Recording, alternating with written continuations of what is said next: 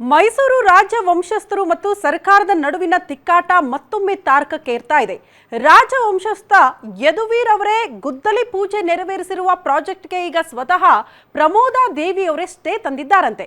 Project ಯಾವುದು, stay ತಂದಿದ್ದಕ್ಕೆ ಕಾರಣ ಏನು, ಯಾವ ವಿಚಾರಕ್ಕೆ ಸಂಬಂಧಪಟ್ಟಂತೆ ಮತ್ತೆ ರಾಜ್ಯ ವಂಶಸ್ಥರು ವರ್ಸಸ್ ಸರ್ಕಾರ ಅನ್ನುವಂತಹ ಪರಿಸ್ಥಿತಿ ನಿರ್ಮಾಣ ಆಗಿದೆ, ಆ ಕುರಿತ ಒಂದು ವರದಿ ಇಲ್ಲಿದೆ ನೋಡಿ.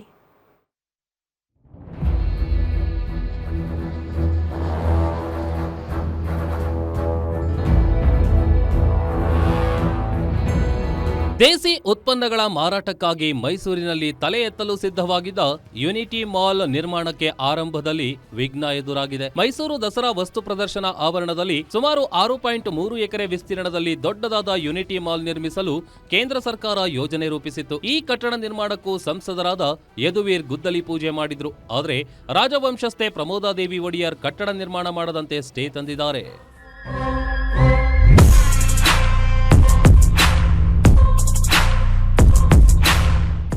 ಎಸ್, ರಾಜ್ಯದ ನಾನಾ ಭಾಗಗಳಲ್ಲಿ ತಯಾರಾಗುವ ದೇಸಿ ಉತ್ಪನ್ನಗಳನ್ನು ಒಂದೇ ಸೂರಿನಡಿ ಮಾರಾಟ ಮಾಡುವ ಉದ್ದೇಶದಿಂದ 193 ಕೋಟಿ ರೂಪಾಯಿ ವೆಚ್ಚದಲ್ಲಿ ಈ ಮಾಲ್ ನಿರ್ಮಿಸಲು ನಿರ್ಧರಿಸಲಾಗಿತ್ತು.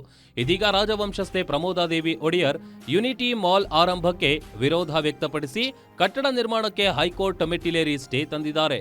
ಈ ಜಾಗ ಮೈಸೂರು ರಾಜವಂಶಸ್ಥರ ಖಾಸಗಿ ಆಸ್ತಿಯಾಗಿದ್ದು, ಖಾಸಗಿ ಆಸ್ತಿಯಲ್ಲಿ ಯಾವುದೇ ಅನುಮತಿ ಇಲ್ಲದೆ ಕಟ್ಟಡ ನಿರ್ಮಾಣಕ್ಕೆ ಪ್ರಮೋದಾದೇವಿ ಆಕ್ಷೇಪ ವ್ಯಕ್ತಪಡಿಸಿದ್ದಾರೆ. ಮೈಸೂರು ಮಹಾನಗರ ಪಾಲಿಕೆ ಅಧಿಕಾರಿಗಳು ಸರಿಯಾದ ರೀತಿಯ ಕ್ರಮವನ್ನು ತಳೆದ ನಿರ್ಲಕ್ಷ್ಯ ವಹಿಸಿ ಒಂದು ಕ್ರಮ ತಳೆದಿದ್ದ ಸಂದರ್ಭದಲ್ಲಿ ಅಧಿಕಾರಿಗಳ ಖುದ್ದ ಭೇಟಿ ನಾನು ಪ್ರಶ್ನೆ ಮಾಡುವಾಗ ಅಧಿಕಾರಿಗಳು ಬಂದು ಆ ಸ್ಥಳನ ಪರಿಶೀಲನೆ ಮಾಡಿದ ಸಂದರ್ಭದಲ್ಲಿ ಆ ಒಂದು ಕಾಮಗಾರಿ ನಿರ್ಮಾಣ ಮಾಡೋದಕ್ಕೋಸ್ಕರ ಯಾವುದೇ ರೀತಿಯ ಒಂದು ಲಕ್ಷ್ಯ ಮಂಜೂರಾತಿ ಆಗಲಿ ಅಥವಾ ರಹದಾರಿ ಪಡೆದಲ್ಲ, ಎಲ್ಲಕ್ಕಿಂತ ಮುಖ್ಯವಾಗಿ ಆ ಸ್ಥಳಕ್ಕೆ ಸಂಬಂಧಪಟ್ಟಾಗೆ ಖಾತೆಯ ವರ್ಗಾವಣೆ ಆಗಿರಲ್ಲ. ಒಟ್ನಲ್ಲಿ ಯದುವೀರ್ ಚಾಲನೆ ಕೊಟ್ಟ ಯುನಿಟಿ ಮಾಲ್ ಕಾಮಗಾರಿಗೆ ತಾಯಿಯಿಂದಲೇ ತಡೆಯಾಜ್ಞೆ ತಂದಿರುವುದು ನಿಜಕ್ಕೂ ಅಚ್ಚರಿಯಾದ ಸಂಗತಿ. ದೇಶೀಯ ಉತ್ಪನ್ನಗಳಿಗೆ ಮಾರುಕಟ್ಟೆ ಒದಗಿಸುವ ನಿಟ್ಟಿನಲ್ಲಿ ಕೇಂದ್ರ ಸರ್ಕಾರದಿಂದ ನಿರ್ಮಿಸಲು ಹೊರಟಿದ್ದ ಯುನಿಟಿ ಕಟ್ಟಡ ನಿರ್ಮಾಣ ಆಗತ್ತಾ ಇಲ್ವಾ ಕಾದು ನೋಡಬೇಕಿದೆ. ಕ್ಯಾಮರಾಮನ್ ಧನು ಜೊತೆ Suresh B, guarantee news, Mysuru.